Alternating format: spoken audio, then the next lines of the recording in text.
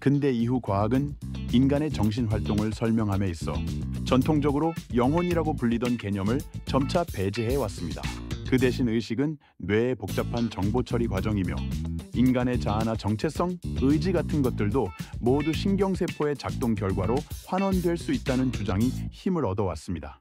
이러한 관점은 의식은 곧 뇌의 상태다 라는 전제 위에 서 있으며 인간이란 존재를 설명하는 데 있어 영혼 소울이라는 형이상학적 개념은 더 이상 필요하지 않다는 입장입니다. 대표하는 인물 중 한 명이 프랜시스 크릭입니다.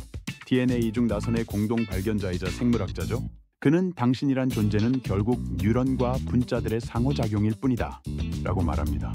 즉, 크릭에게 있어서 인간의 자아나 윤리적 판단, 기억, 정체성 등은 더 이상 신비한 영혼이 아니라 뇌라는 기관의 물리적 작동 결과에 지나지 않다는 것입니다.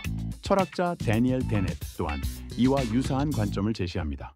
그는 우리가 의식이라고 느끼는 것은 뇌가 복잡한 정보를 처리하는 과정에서 만들어내는 설명 가능한 현상일 뿐 실체로서의 영혼이나 자아는 존재하지 않는다고 주장합니다.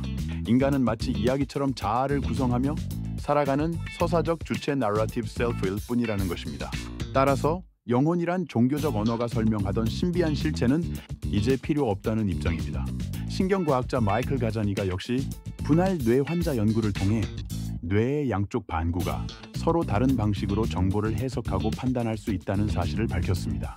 그는 이를 통해 인간의 자아란 하나의 통일된 실체가 아니라 뇌 안의 해석 장치가 만들어낸 설명 구조에 불과하다고 주장합니다. 즉, 의식이라는 감각은 나중에 만들어진 이야기적 해석의 결과일 뿐이며 영혼은 그러한 구조 위에 덧씌워진 신화적 개념일 수 있다는 것입니다. 이 외에도 제럴드 에델만은 의식을 뇌의 진화적 구조와 뉴런 간의 경쟁적 연결 방식으로 설명하려 했고, 안토니오 다마지오는 인간의 의식을 신체 기반 정서와 뇌의 상호작용이 만든 결과로 봅니다. 이들은 모두 인간의 의식을 신경학적 생리학적 수준에서 설명할 수 있다면 영혼이라는 설명은 더 이상 과학적 필요가 없어진다고 주장합니다. 그러나 이러한 환원주의적 설명에 대해 강하게 비판한 학자들도 있습니다. 대표적인 철학자가 바로 데이비드 찰머스입니다. 그는 뇌의 기능과 정보 처리는 설명할 수 있어도 왜 우리는 느끼는 경험을 하게 되는가? 즉, 주관적 느낌, 쿼리아의 실체는 전혀 설명되지 않는다고 지적합니다.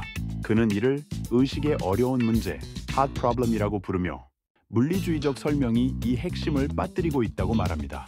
토마스 네이글 역시 고전적 반론을 제기합니다. 그는 박쥐가 되는 것은 어떤 것인가? 라는 유명한 논문에서 아무리 과학적으로 박쥐의 뇌 구조나 초음파 감지 시스템을 설명하더라도 박쥐가 되는 느낌은 과학적으로 접근할 수 없다고 말합니다.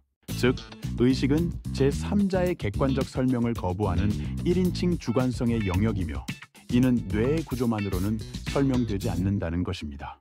또한 철학자 갈렌 스트로스는 의식을 단순히 뇌의 부산물로 보는 환원주의를 거부하고 오히려 모든 물질에는 일정한 수준의 의식성이 내재되어 있을 가능성, 즉 팬사이코이즘을 주장합니다.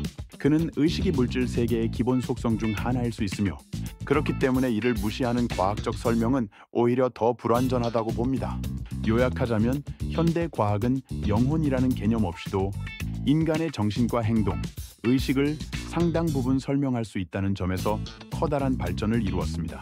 프랜시스 크릭, 데니얼 데닛, 마이클 가자니가, 제럴드 에델만, 안토니오 다마지오와 같은 학자들은 인간 정신을 뇌의 기능적 생물학적 구조로 환원하며 영혼 없이도 인간을 이해할 수 있다는 입장을 취합니다.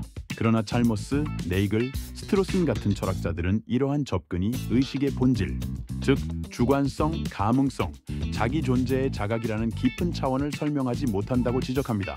왜냐하면 영혼이라는 개념이 과학적으로는 증명 불가능할지라도 인간 존재의 고유성과 내면의 깊이를 설명하는 데 여전히 유효한 사유틀이 될 수 있다고 보기 때문입니다. 따라서 우리는 여전히 이렇게 물어야 합니다. 나는 단지 뇌의 활동일 뿐인가? 아니면 그 너머의 존재인가? 의식을 가진다는 것은 곧 영혼을 가진 것이라는 뜻인가? 이러한 질문은 단지 과학이나 철학의 문제가 아니라 인간이 자신을 어떻게 이해하고 어디까지 확장해 갈 수 있는지를 결정하는 근본적인 물음입니다. 모카 인공지능을 통해 인간의 의식과 영혼을 새로운 패러다임에서 고민해야 할 시대가 개막된 것입니다.